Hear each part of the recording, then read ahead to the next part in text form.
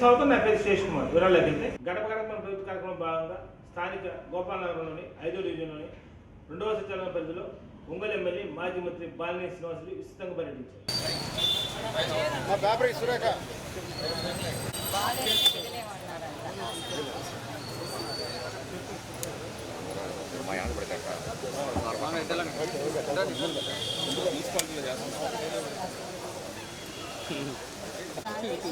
కొద్దిగా అనుకున్నామ్మా, కొంచెం అక్కడే ఉండి ఎక్కడ వాళ్ళకు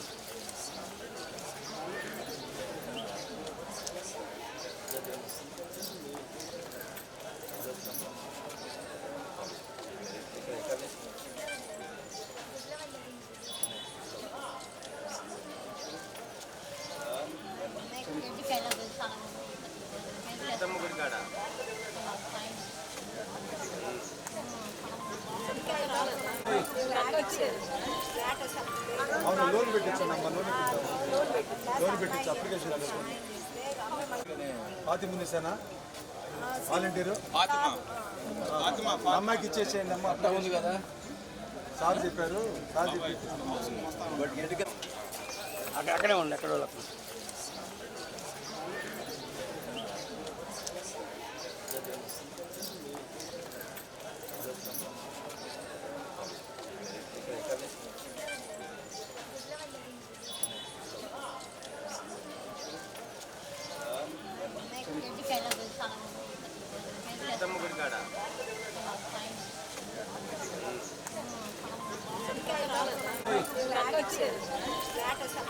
అవును లోన్ పెట్టించాను అమ్మ, లోన్ పెట్టించు అప్లికేషన్ తీసుకోండి.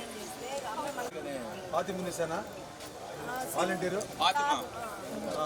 అమ్మాయికి ఇచ్చేసేయండి అమ్మ. అట్లా ఉంది కదా సార్ చెప్పారు, సార్ చెప్పి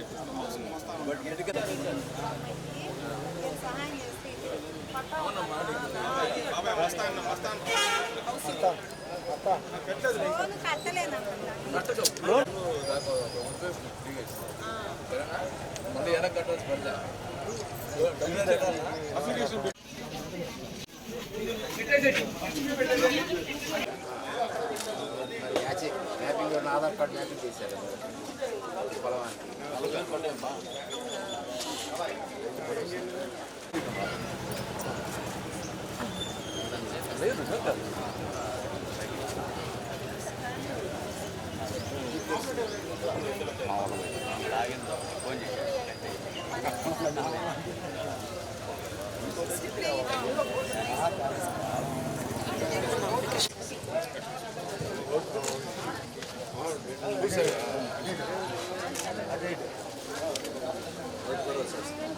మా ముందు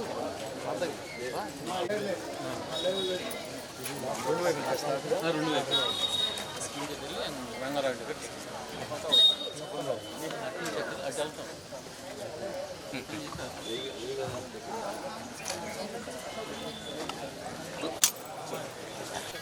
ఎట్లా మీరు పోయింది కొంచెం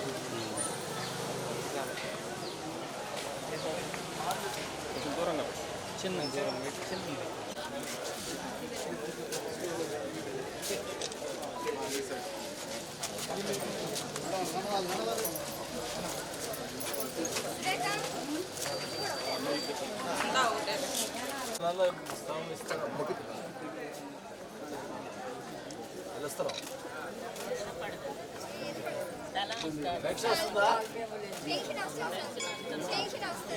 స్థలం వచ్చిన వాళ్ళు ఇస్తారు, నీకు ఇచ్చారు కదా. వచ్చిన వాళ్ళు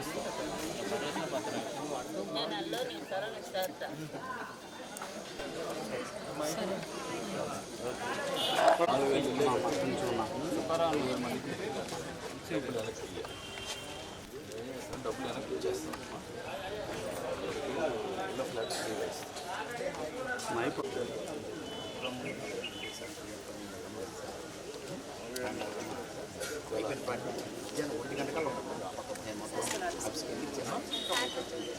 ఈరోజు చెప్పిస్తాను, ఈరోజు ఇచ్చేస్తాను. ఈరోజు ఆఫీస్కి అమ్మా 2 గంటలకి మున్సిపల్ ఆఫీస్కి జాగ్రత్త తీసుకురా.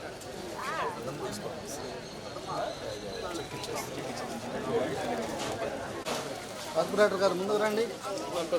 మా వాలంటీర్ కొంచెం వెనక వెళ్తాలి.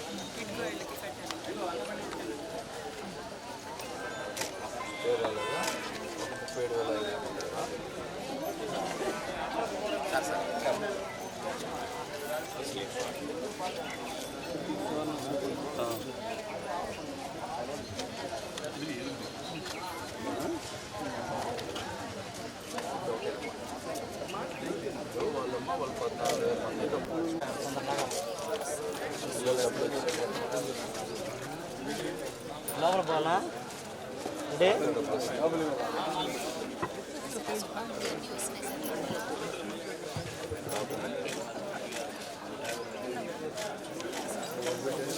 ఒంగోలు స్థానిక నెల్లూరు బస్ స్టాండ్ వద్ద నూతనంగా ఏర్పాటు చేసిన లస్సీ షాప్ను ఒంగోలు ఎమ్మెల్యే మాజీ మంత్రి బాలినేని శ్రీనివాస్ తనయుడు బాలినేని ప్రణీత్ ప్రారంభించారు. ఈ సందర్భంగా షాప్ నిర్వాహకుడు కె రమేష్ మాట్లాడుతూ నూతనంగా ఏర్పాటు చేసిన మా షాప్ నందు అన్ని రకాల లస్సీలు అందుబాటులోకి ఉంటాయన్నారు. ఈ కార్యక్రమంలో రాము, సిద్ధు, అయ్యప్ప, హరికృష్ణ, వంశీకృష్ణ తదితరులు పాల్గొన్నారు.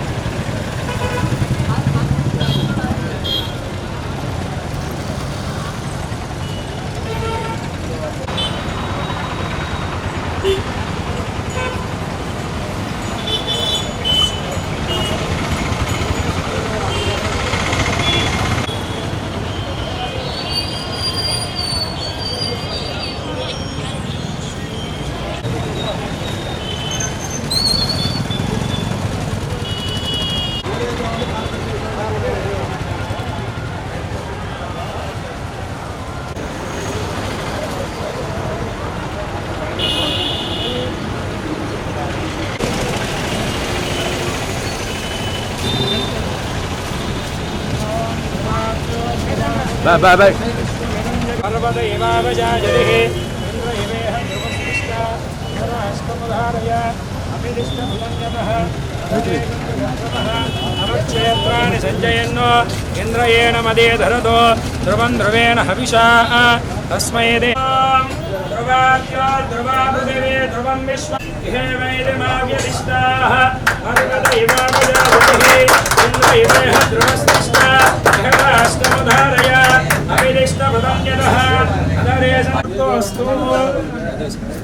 మూర్తకాలే సూర్యాదీనాం నవానాం గ్రహాణాం ఏకమింద్రరథమాదిష్టగోవితో ఇదం మధ్యబాహుం జయంతమధ్వ ప్రముదంతమోజస ఇంద్రస్య వృష్ణో వరుణస్య రాజ్ఞ ఆదిత్యానాం మరుదాగం శత్ర ఉగ్రో శ్రేయకాంతాయ కళ్యాణ నిరయే నిరయేర్ధిర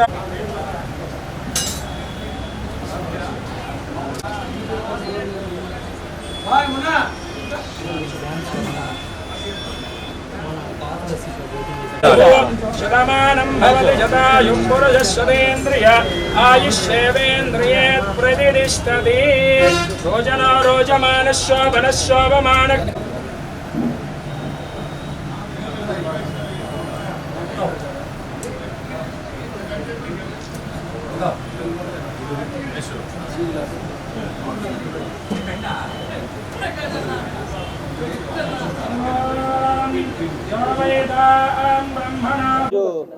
ఈ లస్సీ షాప్ ఓపెనింగ్కి నన్ను చీఫ్ గెస్ట్గా పిలిచినందుకు చాలా సంతోషంగా ఉంది. రమేష్ ఆల్మోస్ట్ నా ఏజ్ కుర్రోడు, ఈ సాఫ్ట్వేర్ జాబ్ కూడా చేస్తున్నాడు. అదే కాకుండా ఇంట్రెస్ట్తో లస్సీ షాప్ కూడా పెట్టుకున్నాడు. సో ఇలాంటి వాళ్ళని ఎంకరేజ్ చేయాల్సిన అవసరం చాలా అవసరం మాకు ఒంగోలు వాళ్ళకి. సో ఒంగోలు ప్రజలందరూ ఇక్కడికి వచ్చి ఈ లస్సీ టేస్ట్ చేయండి, చాలా బాగుంది. ఆల్రెడీ ఈ సెకండ్ షాప్ అనుకుంటా ఒంగోలులో. లాస్ట్ షాప్ కూడా బాగా సక్సెస్ అయింది. సో ఇది కూడా బాగా సక్సెస్ అవుతుంది. సో టేస్ట్ బాగుంది కాబట్టి సక్సెస్ అవుతుంది. సో అందరూ వచ్చి ఇక్కడ ఎంజాయ్ చేయండి లస్సీని. ఐస్ క్రీమ్స్ కూడా ఉన్నాయి, థిక్ షేక్స్ ఉన్నాయి, స్నాక్స్ కూడా ఉన్నాయి. సో రమేష్ని ఎంకరేజ్ చేయండి. రమేష్ బాగా సక్సెస్ అవ్వాలని కోరుకుంటూ నన్ను మళ్ళీ ఆహ్వానించినందుకు థ్యాంక్స్ చెప్పుకుంటూ ఇక్కడికి విచ్చేసిన నాతో పాటు అందరికీ ధన్యవాదాలు తెలుపుకుంటూ సెలవు తీసుకుంటున్నాను. థ్యాంక్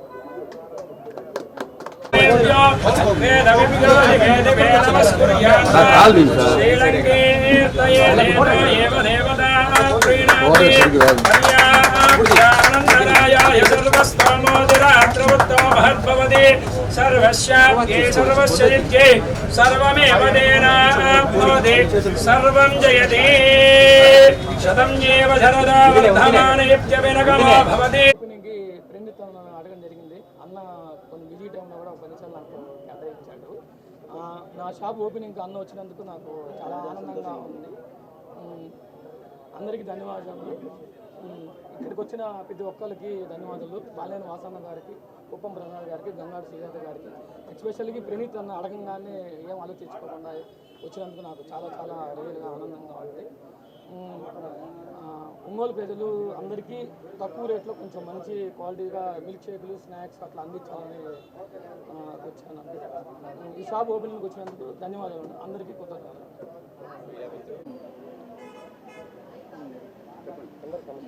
అందరికీ నమస్కారం అండి. నా పేరు రమేష్ అండి. ఈరోజు నెల్లూరు బస్ స్టాండ్లో ఇస్మాయిల్ హోటల్ పక్కన లస్సీ షాప్ కొత్తగా ప్రారంభిస్తున్నాను. ఈ షాపు ఓపెనింగ్కి మన బాలినేని ప్రిన్స్ రెడ్డి గారు స్వాగతించబడింది. ఇచ్చేయినందుకు చాలా ధన్యవాదములు. ఎప్పుడు ఏం నేను 22వ డివిజన్ మా ఫ్రెండ్ సిద్ధు, 24వ డివిజన్ సిద్ధు అన్న, తుల్లి అన్న, మీ అందరూ సపోర్టుతో బాలినేని ప్రిన్స్ రెడ్డి గారిని విచ్చేయించినందుకు పిలుస్తున్నాము. ఎప్పుడు అందరితో కలిసి సపోర్ట్గా ఉంటాము. ఈ లస్సీ షాప్ ఓపెనింగ్ ప్రారంభించి ఇచ్చేందుకు బాలినేని ప్రిన్స్ గారికి, బాలేని వాసన గారికి, గంగాడు సుజాత గారికి, కుప్పం ప్రసాద్ గారికి మా ఆహ్వానం. ఇదేనండి నా షాప్. అందరికీ నమస్కారం అండి. ఈరోజు నా ఫ్రెండ్ అయిన రమేష్ నెల్లూరు బస్ స్టాండ్లో లస్సీ షాప్ ఓపెనింగ్ చేయడం జరుగుతుంది. ఈ కార్యక్రమానికి మన యువ నాయకులు బాలినేని ప్రణీత్ రెడ్డి గారు ఇచ్చేస్తున్నారు. ఈ సందర్భంగా చాలా సంతోషంగా ఉంది. ప్రణీత్ గారి చేతుల మీదుగా ఈ షాప్ ఓపెన్ చేయడం అనేది. అండ్ ఈ కార్యక్రమానికి విచ్చేసిన రమేష్ ఫ్రెండ్స్కి అండ్ ఏఎంసీ డైరెక్టర్ అయిన మన తుల్లి గారికి, ఇతర ప్రజానీకానికి అందరికీ నా ధన్యవాదాలు తెలుపుకుంటూ, మరియు ఈ కార్యక్రమానికి రాబోతున్న కుప్పం ప్రసాద్ గారికి, గంగాడ సుజాత గారికి కూడా నా ధన్యవాదాలు. మరియు ఈ ఏరియా ప్రజలందరూ ఈ లస్సీ షాప్ని వినియోగించుకొని దీన్ని దినదినాభివృద్ధి చెందాలని కోరుకుంటూ మనస్ఫూర్తిగా సెలవు తీసుకుంటాం. డెమోక్రటిక్ జర్నలిస్ట్ ఆధ్వర్యంలో ప్రపంచ ఫోటోగ్రఫీ దినోత్సవ కార్యక్రమం ఘనంగా నిర్వహించారు. స్థానిక రామనగర్లోని ఆర్కిడ్ స్కూల్ ఆవరణలో జరిగిన కార్యక్రమానికి ముఖ్య అతిథిగా ఒంగోలు ఎమ్మెల్యే మాజీ మంత్రి బాలినేని శ్రీనివాసరెడ్డి, ఒంగోలు మేయర్ గంగాడు సుజాత, డిఎస్పీ నారాయణ స్వామి రెడ్డి హాజరయ్యారు. ఈ సందర్భంగా మీడియా కెమెరాలకు ఒంగోలు ఎమ్మెల్యే మాజీ మంత్రి బాలినేని శ్రీనివాసరెడ్డి చేతుల మీదుగా సన్మాన కార్యక్రమం జరిగింది. ఈ కార్యక్రమంలో పూజల శ్రీను, శివాజీ, సురేందర్ తదితరులు బాగున్నారు. మేము అడిగిన వెంటనే మా యొక్క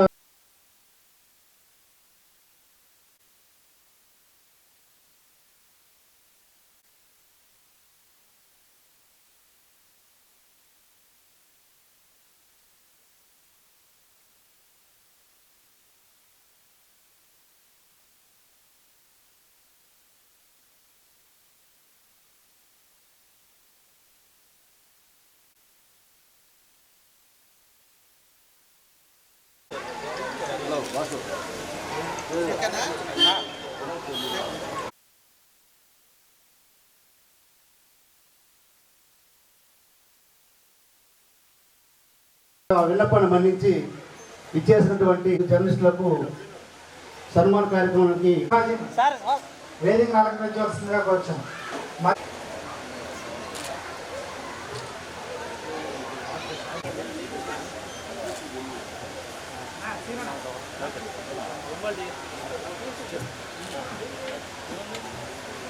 ఒంగోలు డిఎస్పీ గారు వేదిక మీద రావాల్సిందిగా కోరుచున్నాం.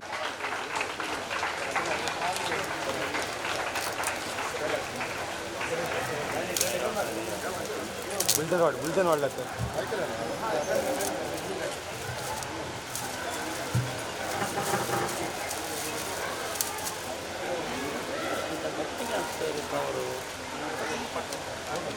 బాలినేని శ్రీనివాసరెడ్డి గారు ఎంతో మంచి మనసుతోటి ఇక్కడ విచ్చేసి ఉన్నారు. కాబట్టి వారికి అదేవిధంగా మంచి జర్నలిస్టులు కూడా మీరు ఉండి మీ యొక్క కార్యక్రమాల ద్వారా మీ యొక్క పని వలన మరి జర్నలిస్ట్ ఫోరం ఆధ్వర్యంలో జరుగుతున్నటువంటి కార్యక్రమానికి నన్ను పిలిచినందుకు ముందుగా వారికి నా కృతజ్ఞతలు తెలియజేసుకుంటా ఉన్నాం. మరి ఇప్పుడే డిఎస్పీ గారు చెప్పారు, ఇది డిజిటల్ మీడియా మరి వాళ్ళు చాలా ఫాస్ట్గా వెళ్ళిపోతూ ఉన్నారు. అంటే దీంతో పాటు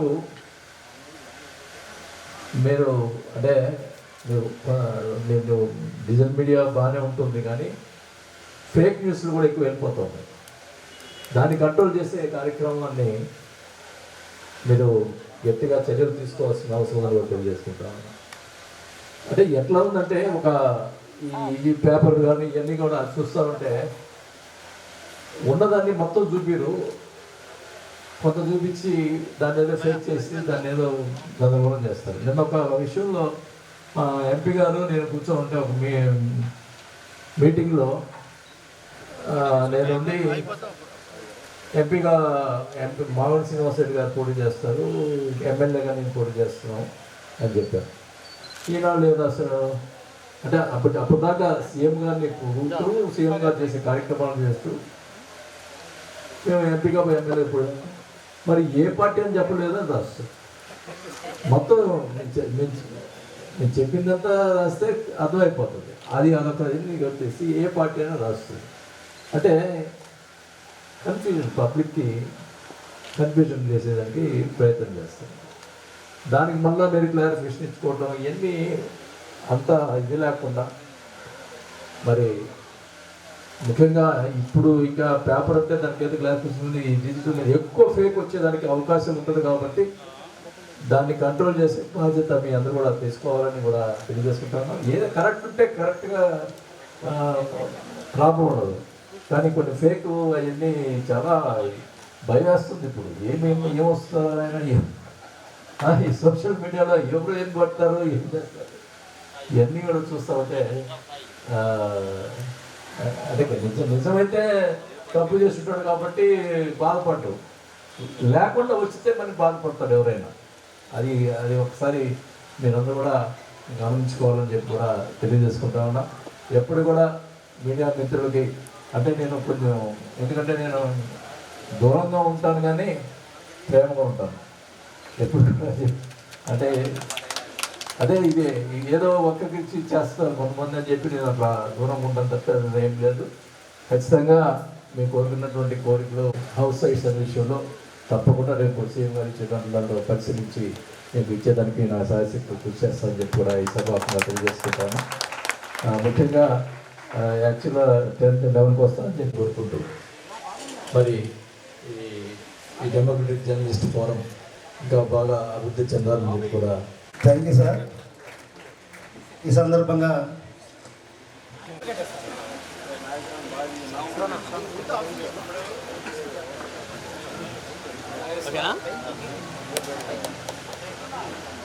సార్ ఒకసారి సార్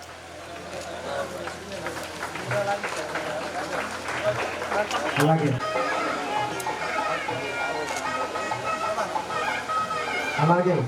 ఎన్ Rajesh sir sir sir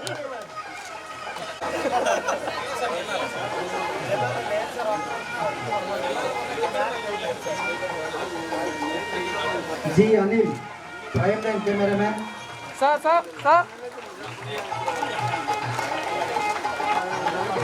Kumar Sri Satya News cameraman. Sir okay next Surendra sound పెట్టి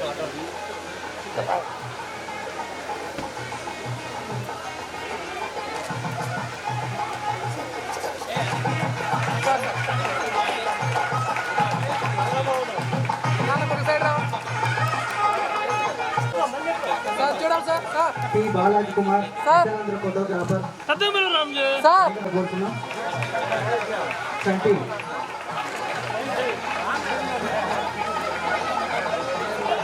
అందరూ సార్ చూడాలి. సన్మాన గ్రహీతలు ఉండాలి.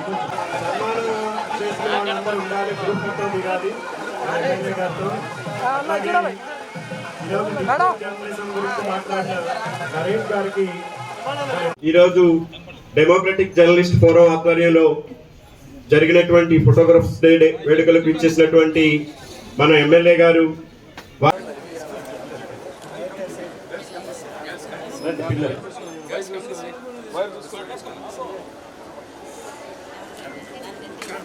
పిల్లలు కూర్చోండి, రండమ్మా పైకి రండి, కొంతమంది కింద ఉండండి.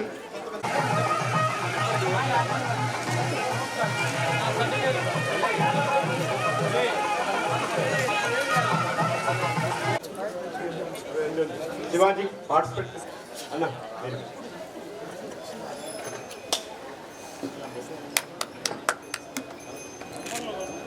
పర్లేదు.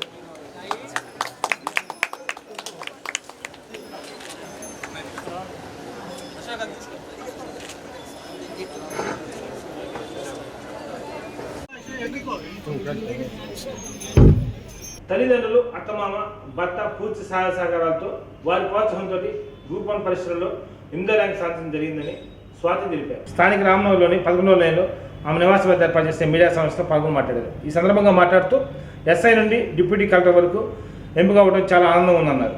కుటుంబ సభ్యుల ప్రోత్సాహంతో ఈ స్థాయికి ఎదిగారని ఈ సందర్భంగా తెలిపారు.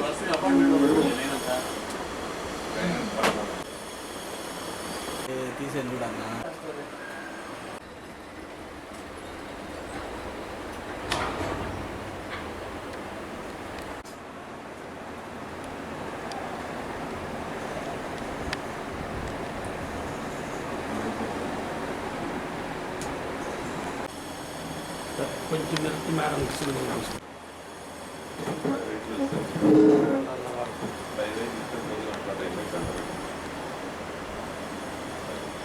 స్వీట్ పెట్టేది కొంచెం కావాలి సందర్భం. తర్వాత ఇంకోటి బ్రదర్ కొంచెం వాళ్ళ ఆశీస్సులు తీసుకునేది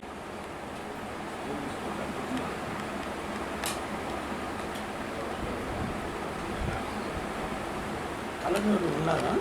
ఎక్కలండి మేడం. అటు చూడు శోభ తినిపించేసాను అమ్మా. మీరు కూడా తినిపించండి సార్. తినిపించేసాను సార్. మీరు మహేష్ నువ్వు కూడా అదే మీరు కొంచెం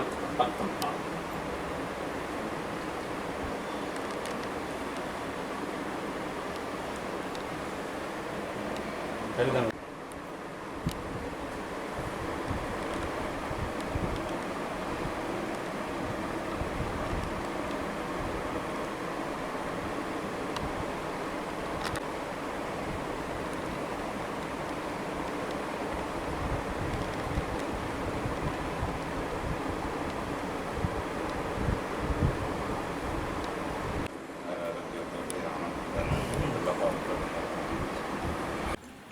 నా పేరు స్వాతి అండి.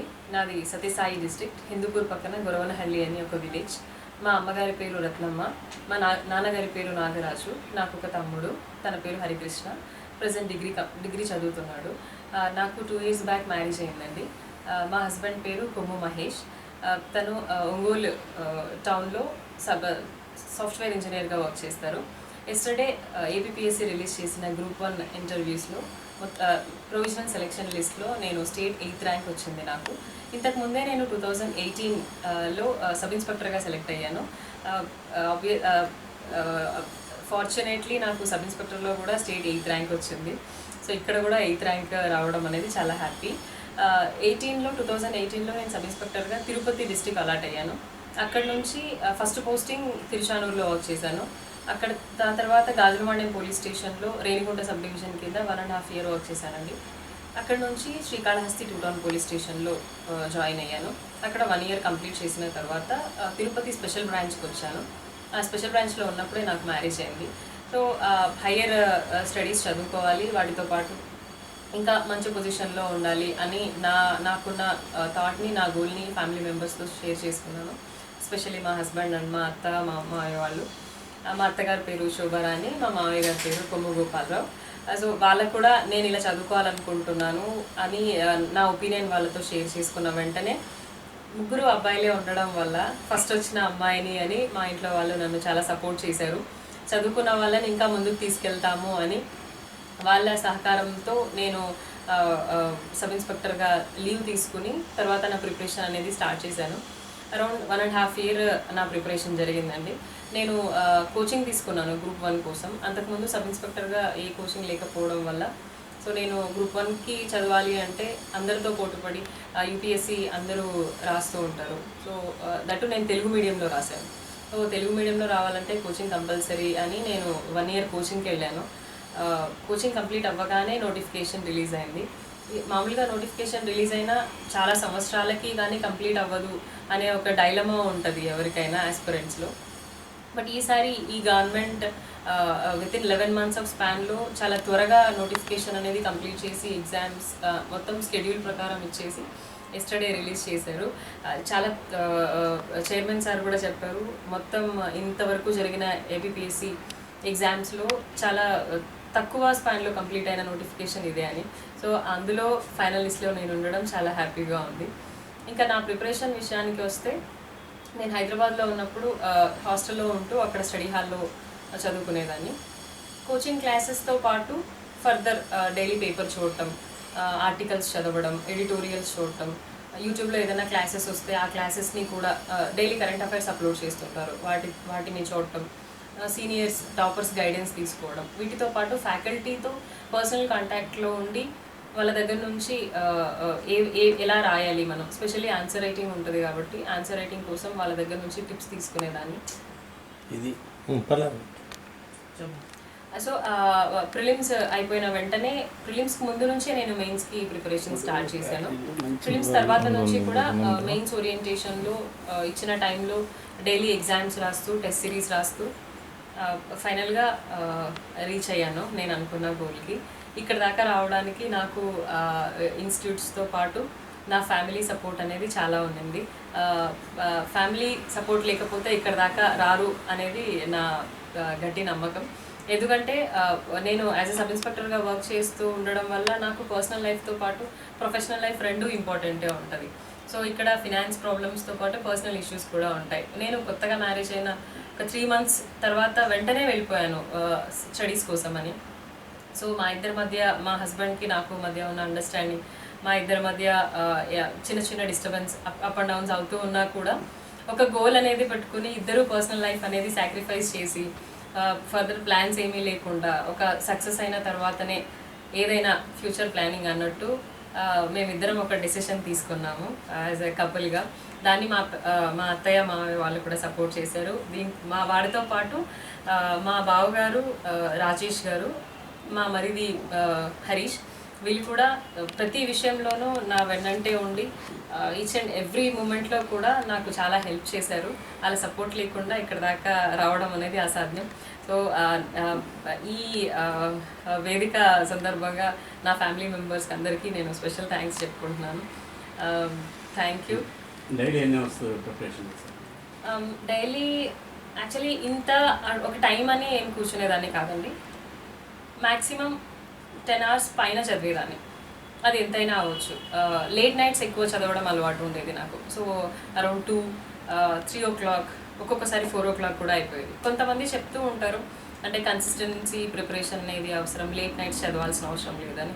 కొంతమంది ఎర్లీ మార్నింగ్ చదివే వాళ్ళు ఉంటారు. బట్ నేను నైట్ టైం పీస్ఫుల్గా ఉండడంతో నైట్స్ ఎక్కువ చదవడానికి ప్రయారిటీ ఇచ్చేదాన్ని. 4 hours చదవాలి, 5 hours చదవాలి అని కాకుండా ఒక సబ్జెక్ట్ చదువుతూ ఉన్నప్పుడు కొంచెం మనకు డీవియేషన్ అవుతుంటే అదర్ సబ్జెక్ట్స్ చదువుకోవడం, కాసేపు రిఫ్రెష్మెంట్ కోసం కొన్ని వీడియోస్ చూడటం, ఫ్రెండ్స్తో డిస్కస్ చేసుకోవడం, ఇలాంటి వాటితో పెద్దగా ఇంత టైం చదవాలి అని ఒక షెడ్యూల్ అనేది ఉండేది కాదు. బట్ మినిమం 10 hours నుంచి మ్యాక్స్ 11, 12, 14 hours కూడా చదివిన రోజులు ఉన్నాయి ఎగ్జామ్స్ దగ్గర పడిపోతుంది. ఎక్స్పెక్ట్ చేశారా 8th ర్యాంక్? మంచి ర్యాంక్ వస్తుందని ఎక్స్పెక్ట్ చేశాను, బట్ 8th ర్యాంక్ వస్తుందని అయితే అన్ఎక్స్పెక్టెడ్, బట్ హ్యాపీ.